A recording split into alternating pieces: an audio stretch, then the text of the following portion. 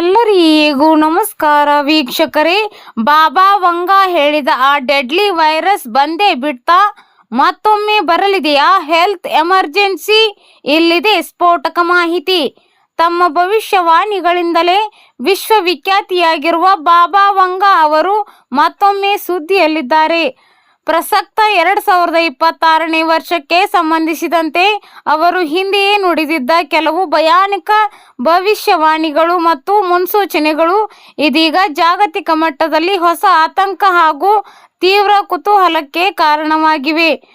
Diana ರಾಜಕುಮಾರಿಯ ಸಾವು ಹಾಗೂ COVID-19 ಸಾಂಕ್ರಾಮಿಕ ಸೇರಿದಂತೆ ಜಾಗತಿಕ ಮಟ್ಟದ ಹಲವು ಪ್ರಮುಖ ಘಟನೆಗಳನ್ನು ನಿಖರವಾಗಿ ಊಹಿಸಿದ್ದ ಕೀರ್ತಿ ಬಾಬಾ ವಂಗ ಅವರ ಭವಿಷ್ಯವಾಣಿಗೆ ಇದೇ ಕಾರಣಕ್ಕೆ ಮತ್ತೊಮ್ಮೆ ಅವರ ಭವಿಷ್ಯವಾಣಿಗಳು ಮುನ್ನೆಲೆಗೆ ಬಂದಿವೆ.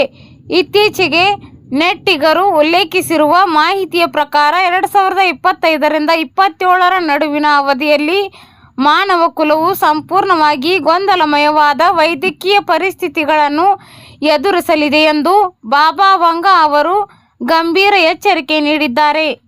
ಯಾವುದೇ ಚಿಕಿತ್ಸೆ ಅಥವಾ ಔಷಧಿಗೆ ಮಣಿಯದೆ ಅತ್ಯಂತ ವೇಗವಾಗಿ ಹರಡುವ ಅಪಾಯಕಾರಿ ವೈರಸ್ಗಳು ಈ ಅವಧಿಯಲ್ಲಿ ದಾಳಿ ಮಾಡಲಿದ್ದು, ಇವು ಇಡೀ ಜಾಗತಿಕ ಆರೋಗ್ಯ ವ್ಯವಸ್ಥೆಯನ್ನೇ ಸಂಪೂರ್ಣವಾಗಿ ಕುಸಿಯುವಂತೆ ಮಾಡಲಿವೆ ಎಂದು ಬಾಬಾ ವಂಗ ಅವರು ತಮ್ಮ ಭವಿಷ್ಯವಾಣಿಯಲ್ಲಿ ತಿಳಿಸಿದ್ದಾರೆ ಎಂದು ಜಾಲತಾಣದಲ್ಲಿ ಭಾರೀ ಚರ್ಚೆಯಾಗುತ್ತಿದೆ.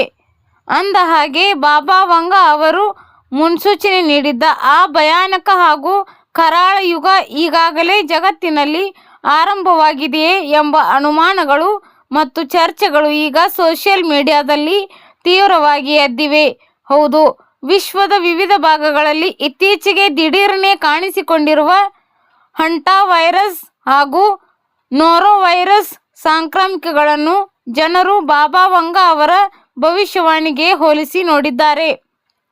ಯಾವುದೇ ವೈದ್ಯಕೀಯ ಚಿಕಿತ್ಸೆಗೂ ಮಣಿಯದ ವೈರಸ್ಗಳ ಬಗ್ಗೆ ಅದೇ ಬಾಬಾ ವಂಗ ಎಚ್ಚರಿಸಿದ್ದ ಕರಾಳ ಮುನ್ಸೂಚನೆಗಳು ಇವೇ ಇರಬಹುದೇ ಎಂದು ನೆಟ್ಟಿಗರು ಸಾಮಾಜಿಕ ಜಾಲತಾಣಗಳಲ್ಲಿ ವ್ಯಾಪಕವಾಗಿ ಚರ್ಚಿಸುತ್ತಾ ಆತಂಕ ವ್ಯಕ್ತಪಡಿಸುತ್ತಿದ್ದಾರೆ. ಧನ್ಯವಾದಗಳು.